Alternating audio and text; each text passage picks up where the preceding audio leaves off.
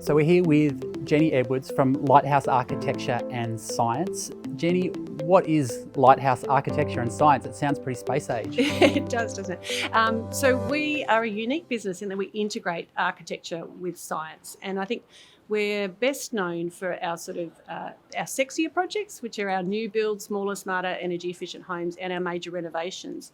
But we also provide science-only services, so retrofit advisory services to people with much smaller budgets who are interested in improving their comfort and reducing their bills, or just their comfort. It's not always about the bills, yeah. So you're probably best known for some of your sort of grand design style, new build homes that are incredibly energy efficient, very eye-catching, very desirable, obviously. But we're here today talking about an altogether grander challenge, which is how can we possibly, and why should we, try to retrofit for energy efficiency the 8 million inefficient homes that most Australians live in currently.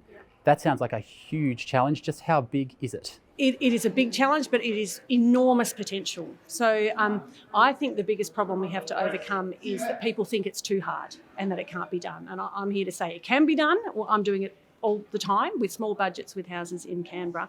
So it can be done. One of the biggest issues is businesses like mine to provide the independent advice and then the workforce to implement it. So that's what we really need help from. The government, and industry, broader industry, is in policy to drive these things, and then the workforce to implement it. But it isn't rocket science. You'll often hear me say, although I'm a scientist, none of this stuff is rocket science. It is really back to basics. Architecture and science. Architecture and science. Thank you for the correction. It's really the really unsexy stuff. It's insulation, it's draft sealing. Down the track, it might be double glazing, but there are lots of things you can do that are really, really cost effective in terms of thermal bang for buck. And these measures, not only would they massively reduce our emissions, and I'm talking budgets of $10,000 or less can even achieve savings of 30, 40, sometimes 50% in these houses. If you spend a bit more, then you can easily get above 60%. So we've got to do it. We know we've got to do it. We know we can do it. We just need the people to do it. What kind of reaction do you get from the sort of householders or homeowners who you perform these kind of services for? Are they surprised to learn exactly how much they can save and how much more comfortable their home can become with? It's a large outlay, but it's still relatively small in terms of the cost of a home. Yeah, look, they're all surprised. Even the ones who come to us are pretty switched on to, wanting to do the right thing, and they're usually motivated by improving their comfort, but they are all surprised. Even I was surprised when I renovated my own home. Look, it has a profound impact on people's quality of life. And for those low-income households, the effect on their overall health and the extra money in their pocket, the reduction in health costs is really, really significant. So this is, in a way, a problem of scaling up. So we've got people like you who are doing this, having really great results, showing what could be done.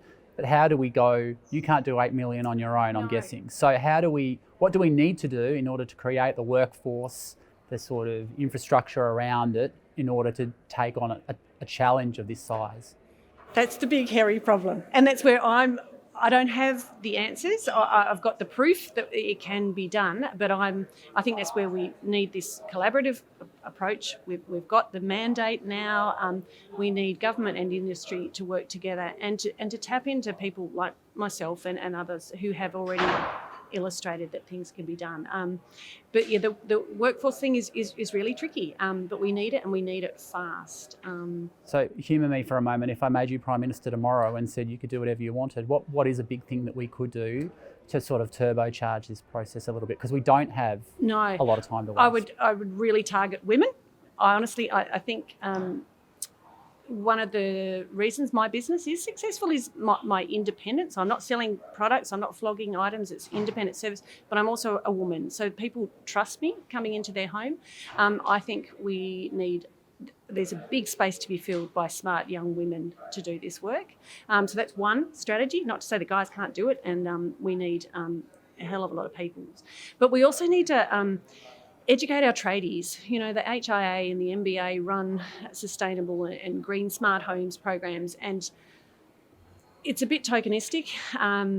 I think we need to do a lot more on that front, and I've run workshops for builders in the past.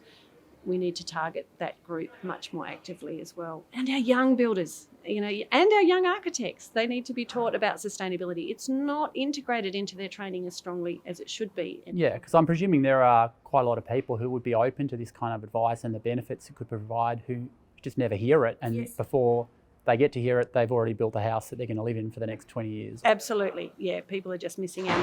One of the things I talked about is all the deep renovations or the retrofits, the glamorous ones we do. There are thousands and thousands of projects around Australia each year where people are spending big money doing those glamorous renovations, and they're missing that opportunity to do the thermal upgrades.